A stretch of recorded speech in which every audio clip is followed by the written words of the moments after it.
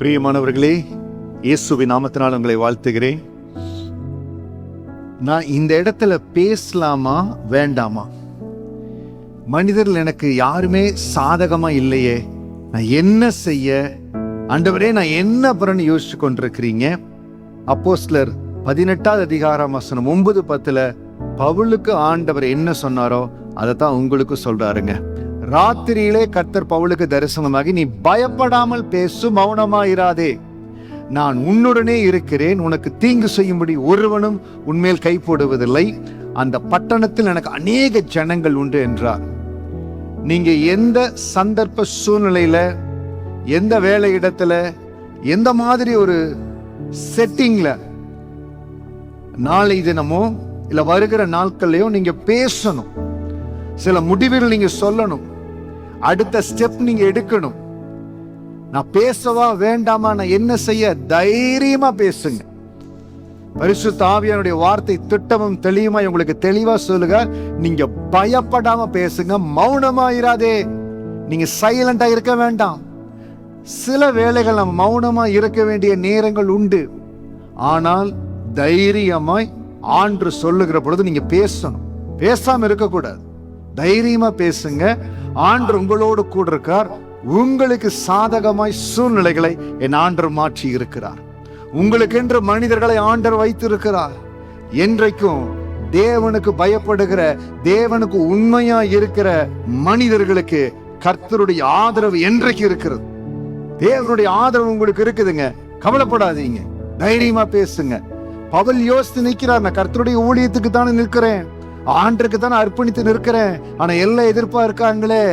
கர்த்தர் ராத்திரியிலே கர்த்தர் பவுலுக்கு தரிசனமாய், நீ பேசுப்பா, பயப்படாதீங்க. ஆண்டவர் சொல்லுகிறார், மூவ் ஃபார்வர்ட். தயங்கி போய் நிக்காதீங்க, கலங்கி போய் நிக்காதீங்க. ஆண்டவர் உங்களோடு கூட இருக்கிறார். அவர் உங்களோடு கூட இருந்து அவர் செய்கிற காரியம் அது பயங்கரமா இருக்க போறது. இதற்கு பிறகு என்னால என்ன செய்ய முடியும் பாஸ்டர்?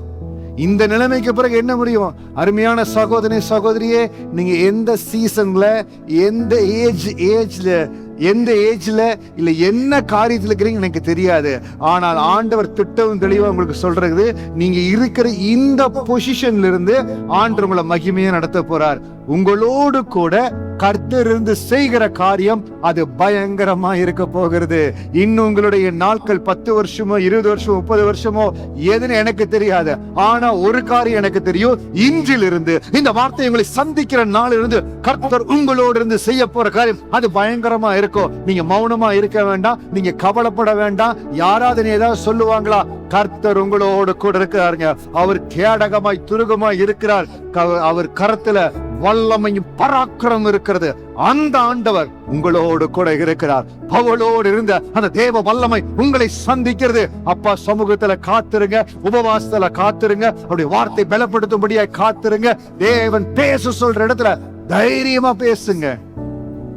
அப்போஸ்தலர் 18வது அதிகாரம் 10வது வசனத்தின்படி, நான் உன்னுடனே இருக்கிறேன், உனக்கு தீங்கு செய்யும்படி ஒருவனும் உன்மேல் கை போடுவதில்லை. பவுலுக்கு இருதயத்தில் ஒரு பயம் இருந்தது, எனக்கு எதிராக எழுப்பிடுவாங்களோ.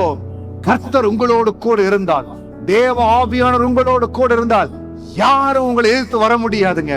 எந்த துன்மார்க்கும் உங்களை எதிர்த்து வர முடியாது. எந்த சதி திட்டங்கள், நாச மோசங்கள், சூழ்ச்சிகள் உங்களை எதிர்த்து வரவே முடியாது. காரணம், அவர் உங்களோடு கூட இருக்கிறார். நான் உன்னுடனே இருக்கிறேன்னு சொன்ன கர்த்தர் உங்களோடு கூட இருந்து உங்கள் கரம் பிடித்து அவர் செய்கிற காரியம் பெரிதா இருக்கும். நம்ம வாழ்வது இயேசுவுக்காக. இந்த உயிர் ஒரு முறை, இந்த வாழ்க்கை ஒரு முறை தாங்க. நம்ம தேவனுக்கு முன்பாக எல்லா நேரத்திலையும் தைரியமா கடந்து போங்க. அப்பா உங்களை எங்க கடந்து செல்ல போறாரோ கடந்து போங்க. இந்த தேசத்திலிருந்து ஆண்டவர் என்னை ஈஸ்ட் ஆப்பிரிக்கா கொண்டு போனார். ரட்சிக்கப்பட்டு முதல் வருஷத்துல விசுவாச பிரயாணத்துல ஆண்டவர் கொடுத்த ஜீவன் எங்க போக சொல்றாரோ தைரியமா கடந்து போனேன். அப்பா அற்புதமா நடத்தி அவர் சித்தம் கொண்ட இந்த சிங்கப்பூர் தேசத்துக்கு திருமணி அழைத்து வந்தார். அவருக்கு தெரியும் இவனை நம்பலாம். He's tested and proven. அந்த விசுவாச ஓட்டத்துல அந்த தைரியம் தாங்க ஊழியத்துல தைரியமாய் ஓடும்படியா, கர்த்தர் கொடுக்கிற வாழ்க்கையில தைரியமா ஓடும்படியா தொடர்ந்து ஆண்டனை தைரியப்படுத்தி நடத்தி கொண்டிருக்கார். அதே பலன், அதே கிருபை உங்களை தாங்கும். தைரியமா இருங்க, பயப்படாமல் பேசுங்க. உங்க வேலை இடத்துல, உங்கள் ஊழியத்துல, எந்த இடமா இருந்தாலும் கர்த்தர் உங்களோடு இருக்காருங்க. ஆண்டவர் உங்களோடு இருக்கிறார். தைரியமா கடந்து போங்க. கர்த்தருடைய கரம் உங்களை ஆசீர்வதிக்கும். மேலான உயர்வான உயர் ஸ்தலங்கள்ல ஆண்டவர் உங்களை நடத்துவார். அற்புதமா உங்களை பாதுகாத்துக் கொள்ளுவார். God bless you. God bless you.